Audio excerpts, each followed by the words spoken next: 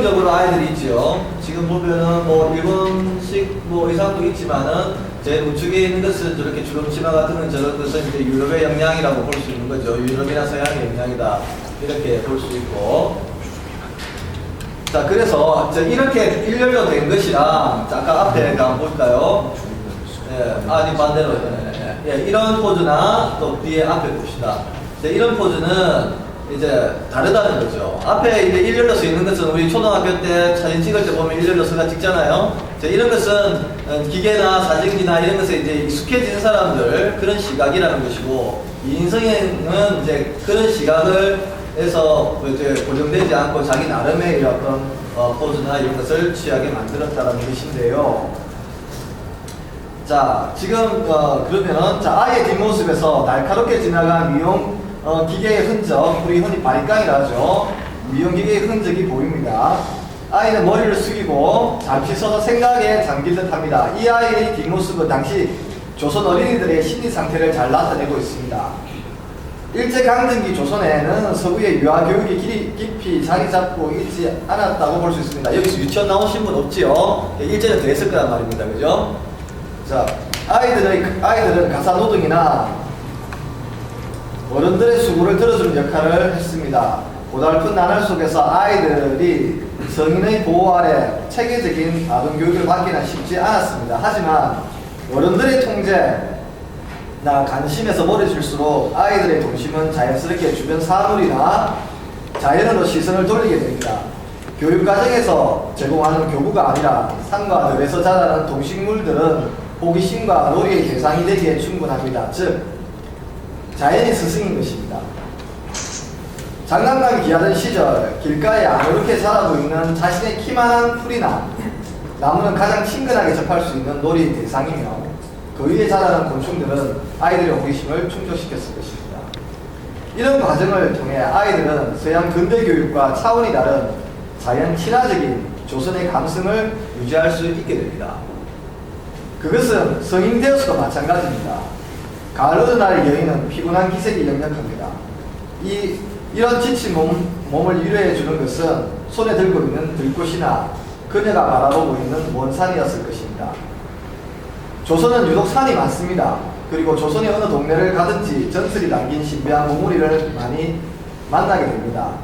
늘 보는 산이라 할지라도 그 신령한 전설이 담긴 보물이와 시선이 마주치면 길을 걷는 사람이라도 시선이 고정되어 고개를 돌려지기 마련입니다. 이것은 경주의 상곡에서 어린아기를 등에 업고 있는 아이의 시선 처리에서도 나타납니다. 이제 먼 산을 보고 있는 거죠. 왜? 볼 게 없으니까. 그죠? 동네 친구도 그렇고. 그래서 볼 게 없으니까 항상 저런 게 우리 무의식이었다는 거죠. 그것은 자연과 말없는 교감이기도 하고 조선인의 무의식적 행위이기도 합니다. 이인성은 이런 조선인의 무의식을 가을 어느 날을 배경으로 현실과 연결하여 담아내고자 한 것이라 볼 수 있습니다. 그것은 지극히 조선민족의 정서이자 집단 무의식이라 볼 수 있습니다. 무엇보다 그의 글은 이러한 주장을 뒷받침해 줍니다. 그래서 이인성은 천재라는 것은 이렇게 자기의 어떤 그 직관으로 관찰되는 대상을 이렇게 자기가 표현할 수 있는 능력을 가지고 있었다는 거죠. 묘사만 뛰어났던 게 아니라. 그 글에는 어떤 게 있냐면요. 역시 나에게는 적토를 밟는 것이 청신한 안정을 준다. 참으로 고마운 적토의 향기다. 전 조선에서 이름 있는 대구의 더위에 못 견뎌 8월 초에 경성에 왔다. 그야말로 경성은 조선의 수도다.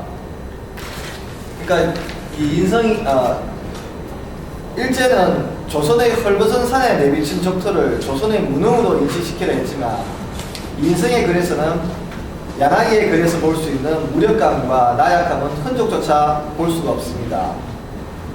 비록 주권을 빼앗겼지만 그 땅에서 우리 민족이 제대로 맡았을 향기를 통해 자신의 정체성과 심리적 안정감을 찾고 있습니다. 이걸 통해서 우리는 그걸 확인할 수 있는 것이죠. 앞에 그. 그러니까 나에게 적토를 밟는 것이 정신한 안정을 준다. 참으로 고마운 적토의 향기다. 이걸 경성에서 썼다는 거죠.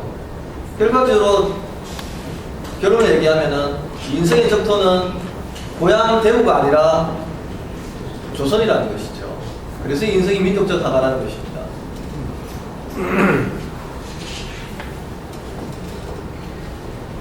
무엇보다 이거는 경성에서 쓰여졌다. 이것으로봐 그에게도 적토는 그의 고향 대구를 표현한 것이라기보다는 더 큰 의미로서 조선의 대지를 상징하고 있는 것이라 볼 수 있다. 결국 대한제국이 무너지고 나라를 빼앗기고 강제 지배를 받고 있는 조선인들에게 고향은 출신 지방이 아니라 빼앗긴 조국을 의미하며 그것은 조선입니다.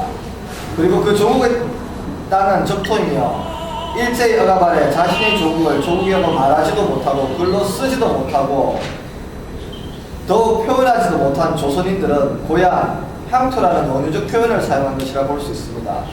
그리고 이런 해석은 당대의 문학에서 사용된 적토의 의미와 비교했을 때 더 일관성이 있습니다.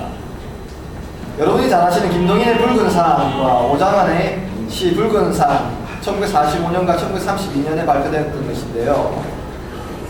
그 같은 제목의 다른 문학 장르의 작품들은 조선의 헐벗은 사냐와 수탈의 역사를 상징합니다.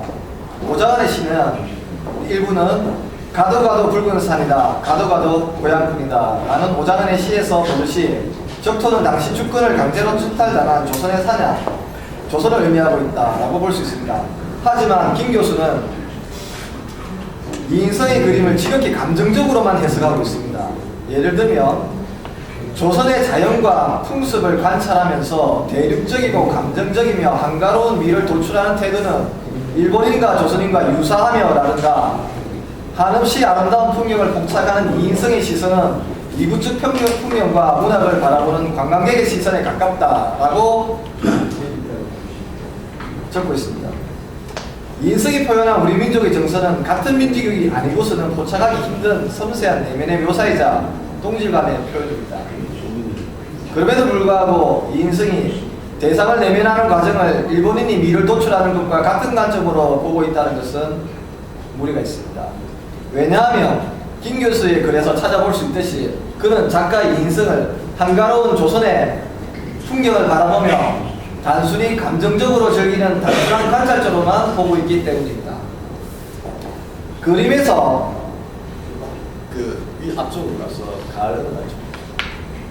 그림에서 상의가 없는 여인의 등장을 누구들을 감상하는 이국적 흥미로 볼 것이 아니라 앞으로는 드라큘라의 작품 속 군중을 이끄는 자유의 결신에서 옷 앞섬이 흐트러진 여인과 비교되어야 할 것입니다.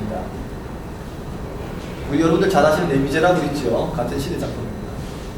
억압된 상황을 벗어나고자 군중과 함께 치열한 투쟁을 하고 있는 여인은 정적인 이인성의 여인과 느낌상 차이가 분명히 있습니다. 하지만 여인의 담담한 표정은 김소월과 같은 민족주의 문학에서 자주 등장하는 반어적 표현에 담긴 저항으로 해석되어야 하는 것입니다. 예를 들면 나보기가 역겨워 가실 때에는 죽어도 아닌 눈물 흘리겠습니다. 이런 것이 반어적 표현인 것이죠. 그런 표현을 그 당시에 매우 유용하게 썼다는 것입니다. 그러니까 저렇게 담담하게 있는 것이 오히려 더 힘찬 저항을 내면적으로 하고 있다는 것이죠. 그리고 그 여인이 허리 뒤춤에 감추고 있는 흰 꽃은 흰색을 사랑하는 백이민족 즉 조선과 조선인을 의미한다고 볼 수 있습니다. 그렇다면 그것은 조선이 감추어진 희망이요 다가올 해방을 암시하고 있다고 볼 수 있습니다. 일제에 대한 소리 없는 저항은 등을 돌려서 있는 아이의 뒷모습에서 더욱 강하게 느껴집니다. 본원이 관자를 완전히 외면하면서 침묵으로 강하게 저항하고 있습니다.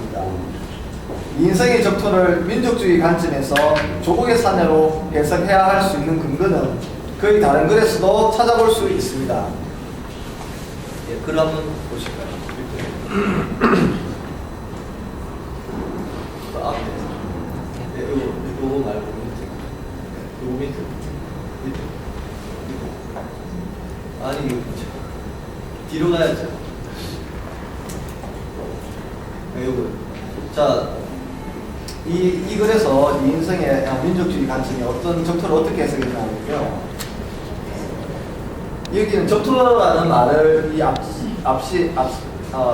앞에 적고 있습니다. 적토가 한없이 치밀하게 느껴진다라고 이제 있고요. 그 뒤에 보면은 공연설에 떠오르는 지나간 꿈에 타던 한없이 아름다운 것입니다. 따뜻한 조선의 풍경. 앞에 적토라고 분명히 적고 있고 지금도 여기서 대구의 풍경이 아니라 조선의 풍경이라고 적고 있죠. 나는 원시적 느낌을 절절히 의미했다. 고대 그리스인은 흔히 세계를 코스모스 즉 미라 불렀다. 또한 인간의 눈이 갖는 조형적 능력은 만물의 구성, 즉 하늘이나 산, 수목, 동물과 같은 원시적 물상 그 자체만으로도 우리에게 일종의 희열을 줄 수 있도록 만들어졌다. 즉 윤곽, 색채, 운동, 집합에서 오는 일종의 쾌감인 것이다. 이 쾌감의 반쯤은 군 자체에서 기인되는 것으로 생각됩니다. 결국 적토는 조선의 풍경인 것입니다. 이 글에서 이인성은 고향 대구가 아닌 경성을 방문한 후 글을 쓰고 있으며 고향과 적토를 언급하면서 조선의 풍경이라고 분명히 하고 있습니다. 동시에 조선의 원시미를 강조하고 있습니다. 조선의 원시미를 최초로 글로써 남긴 자가 이인성이 아닐까 싶습니다. 그것은 남방의 토인을 무지함이 담긴 원시미가 아니라 고대 그리스인들이 저항했던 이상의 미, 코스모스와 같은 고대 조선의 미를 의미하는 것입니다. 다시 말해서 따뜻한 조선의 풍경, 원시적 느낌 이렇게 얘기하면서 고대 그리스인의 세계를 비유하고 있습니다. 이게 고대 그리스인들이 남방에 어떤 원시의 미를 추구했습니까? 아니죠. 소크라테스, 플라톤 이런 사람들이 어떤 걸 추구했습니까? 절대 이성의 미, 이상향, 그죠? 이런 걸 추구했죠. 그걸 우리 코스모스라고 합니다. 이인성이 왜 저기에 조선의 풍경을 하고 고대 그리스를 했겠습니까? 조선에게도 그런 고대의 그런 세계관이 있었다. 그런 미적 가치가 있었다라고 자부심을 가지고 있는 것입니다. 그것이 과연 무엇일까 하는 게 오늘 또 주제가 되겠습니다.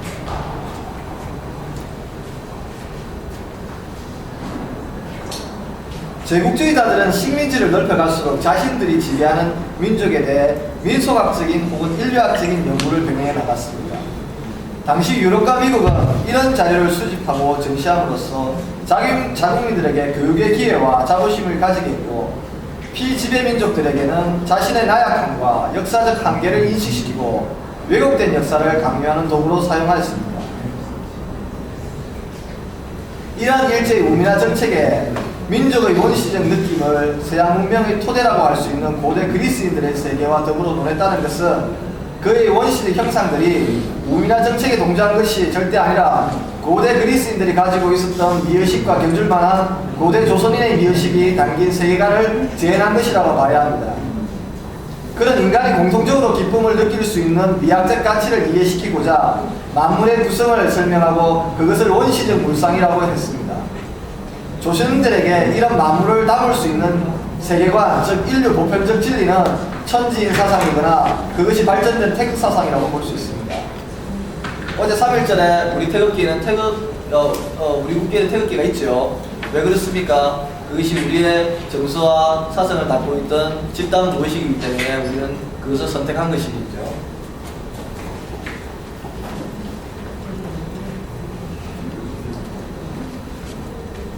즉 이인성이 원시적 혹은 남방 취향의 식물을 그린 것은 고대로 이어오는 조선을 표현하기 위해서이며 또 이는 만면평등의 관점에서 차별과 멸시, 억압받고 있는 독자들을 이해시키기 위해 당시의 독자들이죠.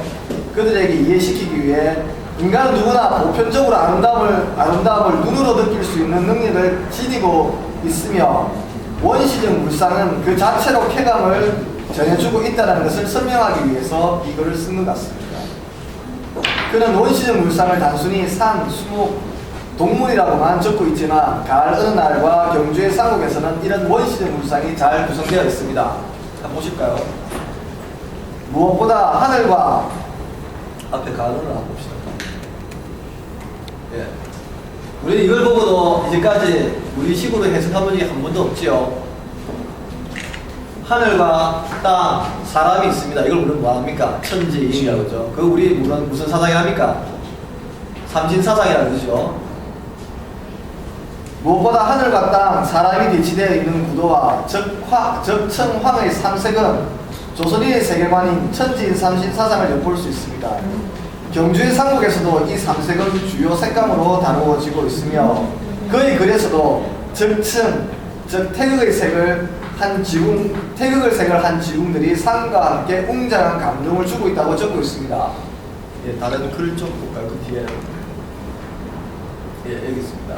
그야말로 경성은 조선의 수도이다. 내가 가장 놀란 것은 적층의 지붕빛이다. 적층이 뭡니까? 태극의 요소의 색깔 아닙니까? 참으로 많다. 이제 뭐 스레트 집이든 뭐 어제 양철 집이든 색깔이 적층으로 되어 있겠죠. 왜 그 적층을 언급했을까요? 이것은 오로지 문화생활의 진보를 말함이라고 나는 생각한다. 보기 좋은 풍경이다. 또 이 배경을 이루는 산들의 아름다움이다.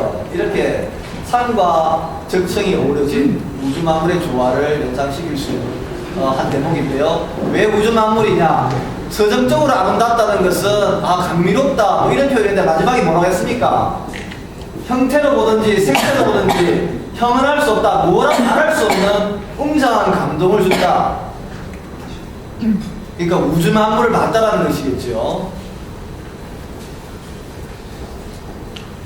오방색을 사용하는 한복이나 금은 무명, 아까 오방색 어디 갔습니까? 오방색을 사용하는 한복이나 금은 무명 치마의 표현 외에도 그의 민족적인 표현 방법과 색채는 풍경화 곳곳에 숨겨져 있습니다. 다른 색, 여기 한번 보시죠. 나무 밑둥지를 둥글게 감싸고 있는 흙의 모양과 색에서 그리고 복숭아의 열매에서 보여지는 적황천의 색에서 산택의 형상을 암시합니다. 한번 보실까요, 저기? 저기 나무 밑에 지금 한번 보세요.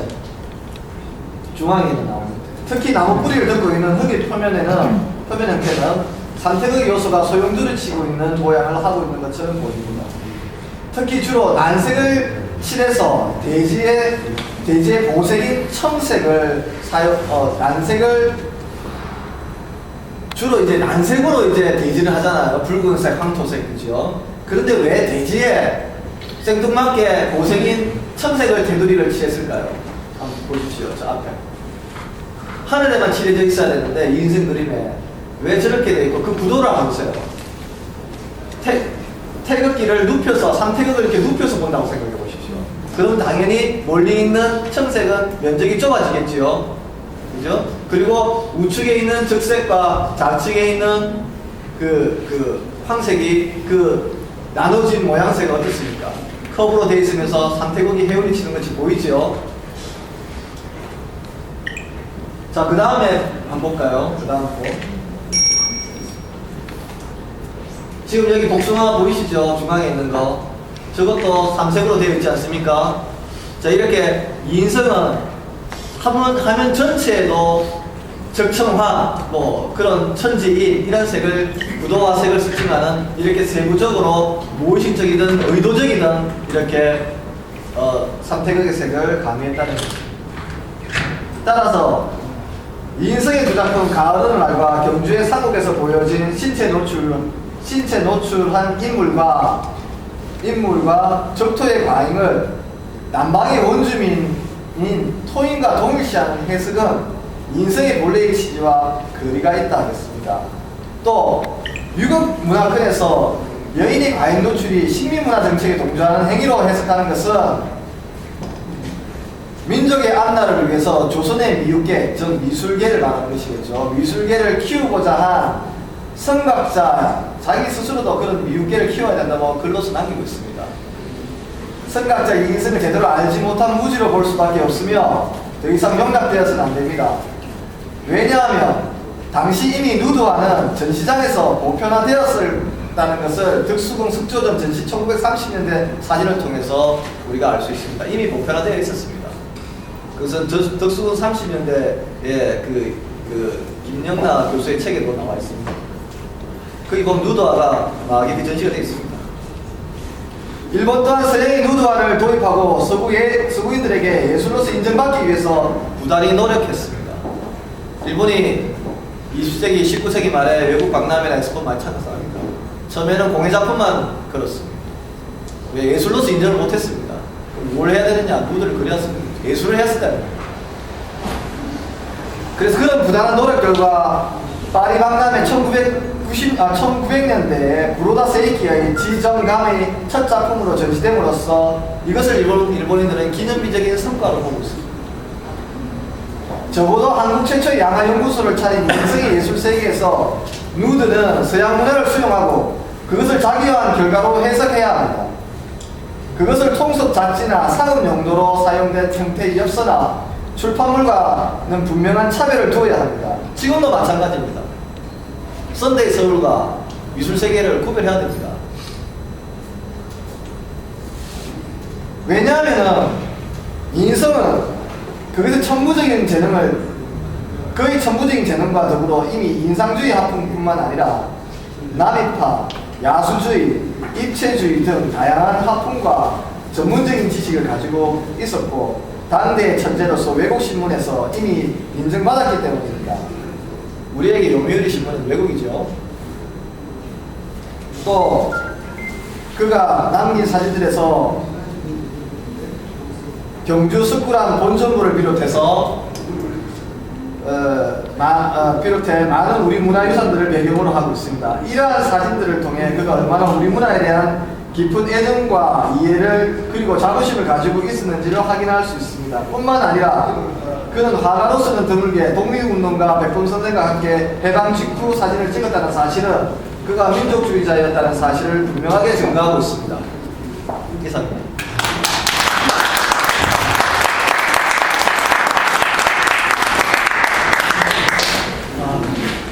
시간도 많이 됐고요. 근데 사실 여기